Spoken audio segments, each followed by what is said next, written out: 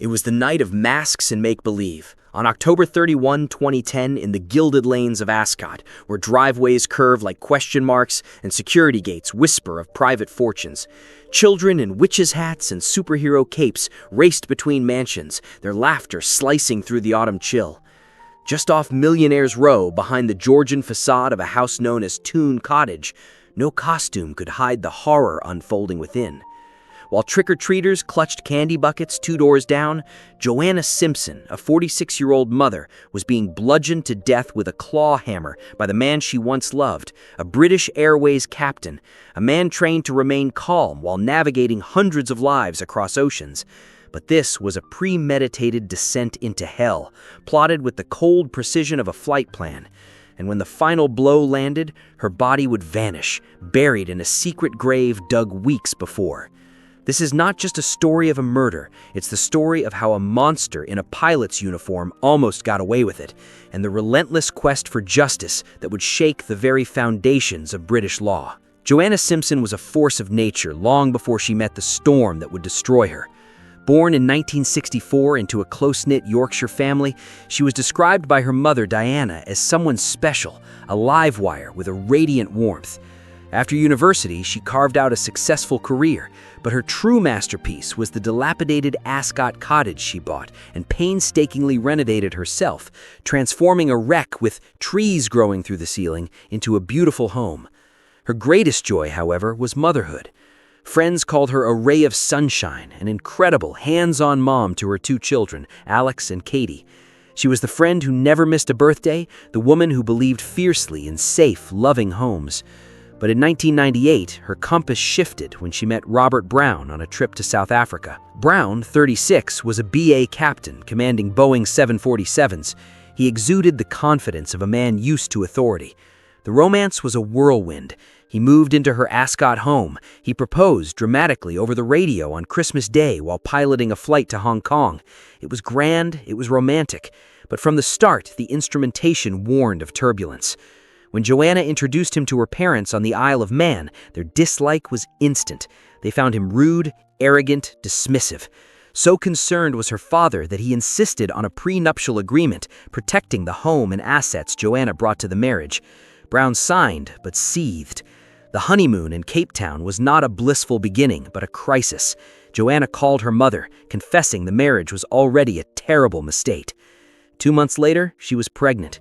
She felt trapped. The marriage that followed was a slow, chilling descent into coercive control. Brown was largely absent, consumed by his career. Joanna, running a boutique B&B from home, shouldered the parenting alone. Friends noted her increasing isolation. By 2007, after 8 years, Joanna had had enough and consulted a solicitor. Brown's response was not sadness, but a terrifying escalation. While on a trip to Hong Kong, he called Joanna. His voice, she would later tell a friend, was cold and measured as he described really dark thoughts of killing her and their children with an axe, of committing suicide by crashing his plane. It was a threat disguised as a confession designed to paralyze her with fear. Then, months later, came the knife. After a jealous rage over a perceived affair, he cornered her in the kitchen, an arm around her neck, a blade pressed to her chest. "If you tell anyone, it will be the worst for you," he hissed. Joanna, with stunning courage, talked him down. She told him to leave. He moved out, but the divorce war that ignited would last 3.5 years, a bitter conflict centered on that prenuptial agreement he despised. He felt stitched up, deprived of what he thought he was owed from her business.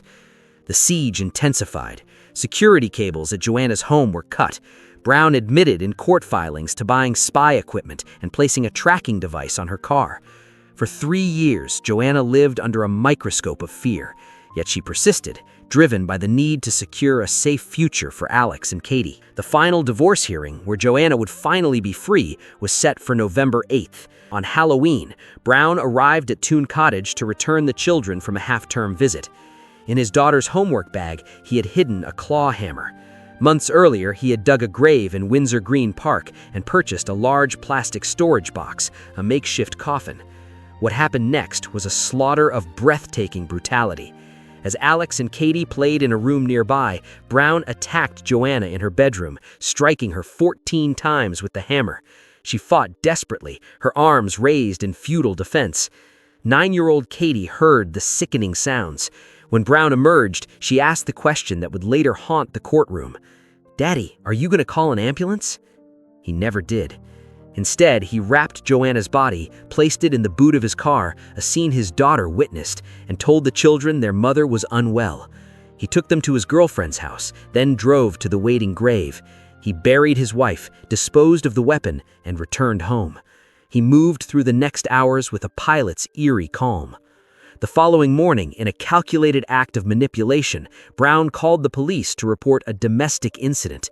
When officers forced entry into Toon Cottage, they found a scene of horrific violence, blood spattered on walls and ceilings, but no Joanna. Brown, having handed himself in, sat through 9 police interviews offering only no comment, portraying himself as the victim of a wealthy, vindictive wife. For 5 agonizing days, as searches scoured the countryside and her family's dread turned to despair, Joanna Simpson was missing.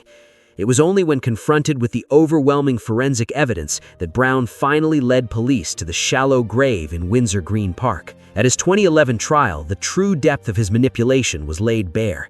He pled not guilty to murder, but guilty to manslaughter on grounds of temporary adjustment disorder, brought on by the divorce. The jury never heard the most damning evidence: Joanna's Katie videotaped police interview, where the little girl described hearing a bang and seeing her father put her mother in the car. Joanna's mother, Diana, believes that clip would have changed everything. The verdict stunned the courtroom: not guilty of murder. Robert Brown was convicted of manslaughter and sentenced to 24 years, but under UK law, he would be eligible for automatic release after serving just half.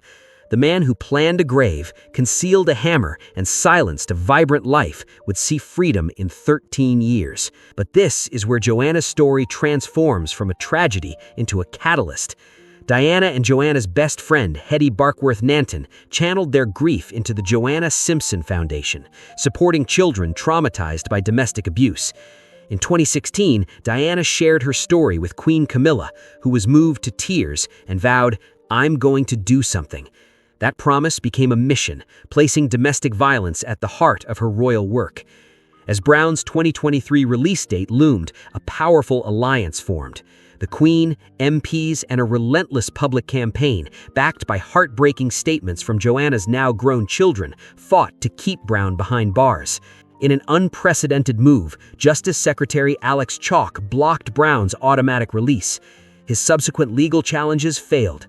In December 2024, the government announced Joanna's Law, new sentencing reforms to prevent those who kill partners in circumstances of coercive control from accessing early release. Her legacy had changed the system. And sometimes, the most profound justice is not just in a prison sentence, but in the light of change that floods in after, ensuring that other mothers, other families might be safer because she lived and because her loved ones never ever stopped fighting for her.